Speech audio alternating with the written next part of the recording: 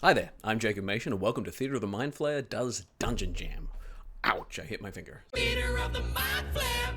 What is Dungeon Jam? Dungeon Jam is where a group of TTRPG creators on YouTube, DungeonTubers as we affectionately call ourselves, create a bunch of 5-room dungeons for you guys, you as DMs, GMs, to put to whichever system you love and give them a crack. All of us have been thoughtfully gathered together by Daddy from... My name is Daddy. Daddy from Mystic Arts. So thank you very much. I hope this doesn't awaken anything in me. What is a 5-room dungeon? Well, I'm glad you asked. Let me just go off the top of my head. 5-room dungeon was created by, what's his name? Who created 5-room dungeons? Who created 5-room dungeons? John 4. Excellent. The 5-room dungeon was created by John 4. John 4. 5-room dungeon. There's a joke in there. No. Well. The main premise is that each dungeon is made up of essentially 5 ideas. They don't need to be done in order, but they are as such. An entrance or a guardian, i.e. why has this place not been looted, found, or explored before? The trick or setback, which builds tension, depletes resources. The puzzle or roleplay challenge, a challenge that cannot be solved by steal. And the climax, big battle, or conflict, which you can use terrain and unexpected abilities, combat types to keep it fresh. Finally, there's the reward, the revelation, the twist, loot information, plot details, debuffing of an enemy, buffing of PCs. If you're in a campaign, it might be more information. If it's a one-shot, just give your players the luck blade, deck of many things. Just load them up with stuff that they can port into the next game. I gathered together some of our favorites from our Theater of the Mind Flayer actual play kind of series over the last 4 or 5 years. Used a campaign setting that I made for the Hit Points Not Required House of Ill Repute series that you can watch on YouTube. And we jumped in to a thrilling adventure in a mine. We begin our adventure to the far north of Axio, south of Nevium, in the Bronzeburn Mountains. To the north of the Bronzeburn Mountains, where the Bronzeburn mines are. Just a quick reminder, you can find the PDF of this adventure on our Patreon, Theater of the Mind Flayer. That's Theater R-E, the correct spelling. And you can also find the full 2.5-hour one-shot on our YouTube channel, which you can find somewhere in all these links here. But let's jump in. Well, this is as far as I'm supposed to take you. So, gentlemen and folks, if you wouldn't mind heading on in and giving me a report back, that'd be just so swell. The players will arrive at the entrance to a mine at the Bronzeburn Mining Company to the north of the mines there. But you can put this in whatever place you want. The main thing is that this mine has been disturbed. A bunch of miners have basically discovered a new crystal, a psionic bunch of miners have found a new crystal, a psionic quartz, which buffs some psychic abilities and does a whole bunch of fun stuff, which you can find in the PDF on your background. But the reason that this entrance is has not been explored, basically, is that it is so precariously held up by a single timber beam, a whole mountainside of rock ready to crumble in, and you need to get the players weaving their way into the entrance in order to rescue a bunch of trapped dwarven miners. Come on, bud, okay, get well, the lead after out. looking at it a little closer, it looks a little sketchy.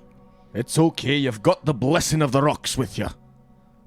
Is that going to save me from a mountain of Well, if you roll, sure. As they get into the entrance, they will be confronted by a troglodyte that has... Spoilers, there's a bunch of spoilers here. Spoilers, there's a mind flayer. They end up confronting a troglodyte, which threatens to knock down the walls around them. We've got some fun mechanics for knocking down, causing a cave-in, or, like me, if you want to use little bits of terrain. Knock him back over again. Excellent, you knock him prone again. Ah! Herc knocked over a piece! oh, great. It was bound to happen. Excellent. It was bound to happen. As you knock over a piece there... Take your nat 20 back. Wow, those are really loose. If the players knock them over, you initiate the cave-in. As they head onto this precarious area and are confronted by the troglodyte, as a cave-in is triggered, either by the creature, by the players, or by yourself if you're trying to move tokens and you knock one over, like me, the players will notice that there are rats that are scurrying away from the entrance and moving into a dark cavern. The entrance to the dark cavern has a single minecart on a set of rails that disappear into the dark void. That's right, we're going Donkey Kong Country here. as an intellect devourer bursts out of the head of the troglodyte once they destroy it. They may start to realize that things are not as they seem here. And as they jump in the minecart to escape the cave-in, since the entrance is no longer an option, we have a minecart rush where there is a wonderful 2d4 table of things that happen as they hurtle down the minecarts a la Donkey Kong. We have things like a tunnel collapse, Quaggoth on the ceiling trying to grab them up, Grimlocks on the track that'll kind of stop the cart there. Of course, an NPC that the players run into, Ardok Thundermaker, will be very important later. You see a single dwarf there with like a shawl covered in soot, a shawl over him, kind of sipping out of a mug. And as soon as you guys come past, you just see him go, Hey! ah! And then I think that was one of the survivors. a mechanical issue, like we had a broken brake. As he sits himself down, he kind of sits on the, you know, the lever that would be the brake, and it just kind of falls off. And he goes, I didn't do it. I didn't do it. Hey! I didn't do it. Did the lever, Comes is the back lever as- in the cart or The it brake fell is off? gone. Oh, fuck. You can have a wheel loose, but it adds to the DC each time. A gap in the track that they need to jump over, or vein of loot worth a pretty penny. As they make their way through, you can roll on the 2d4 table, which will give us a bell curve, which will make it very, very likely that they run into our very important NPC. You can roll on this table once every dungeon turn. Thank you, Daddy. Daddy. Which is every 10 minutes in real life. Or, if you're in a one-shot like me, get them to roll whenever there's any, my goodness. Get them to roll whenever there's any downtime, or whenever there's any lull in the action or the conversation. As they meet Ardok Thundermaker, a bomb expert, bit of dynamite on his chest there, you'll be able to start to lay the seeds of Ardok. And again, huge spoiler here, being a Mind Flayer in disguise. The Mind Flayer wants new vessels for their intellect devourers, since the dwarven miners back in the Psionic Quartz caves are a little beaten and bruised. This is where we combined the trick or setback with the puzzle or roleplay challenge. We combined Ardok and the trick or setback of the minecart rush that depleted resources, but also added a roleplay challenge with Ardok Thundermaker there. What have you been surviving off for 4 days? Rations as well, drinking my own pee. Are you, Good for you. Are you hungry, sir? I am famished. I'm gonna cast Goodberry, and I'm gonna give him. Oh, vegetables. Okay. All right. It's a fruit, actually. Okay. berry. Well, I mean, yeah, sure. Like tomato, right? Well, it's like a cranberry. Okay. Is a tomato a berry?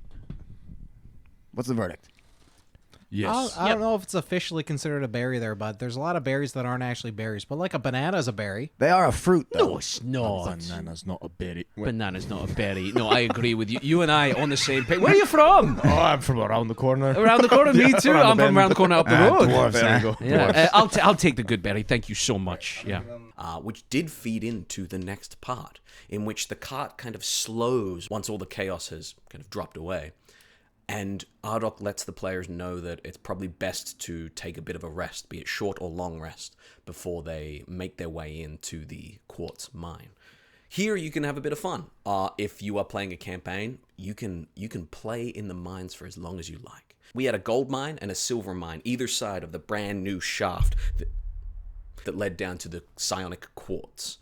The gold mine, silver mine, abandoned because they have been depleted of resources, but when the dwarves really thought their time was up, they found this psionic quartz. Very, very, very, very handy for the magicratic city off to the side there. But you can find your own reason why this psionic quartz is very important. Again, check the PDF for its buffs and debuffs. As they take this rest, you have a couple options. Now, with player consent, you can do this one-shot option that we have in the PDF. And that is that you take the player with the lowest perception or intelligence or wisdom, whoever suits, with their consent, and you turn them into an intellect devourer.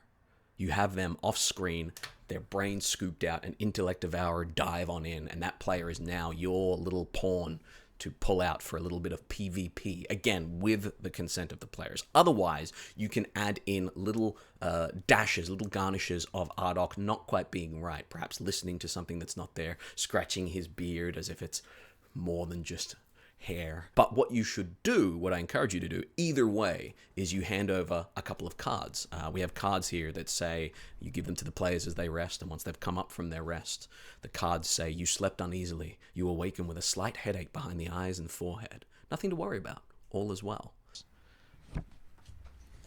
Don't worry too much. If you give this to every player, they are going to be super suspicious of each other. If you have a player consenting to being an intellect devourer, they get the following. You wake up with a mild headache. You're no longer yourself. The master wishes you to bring these strapping, capable humanoids to the psionic quartz lair.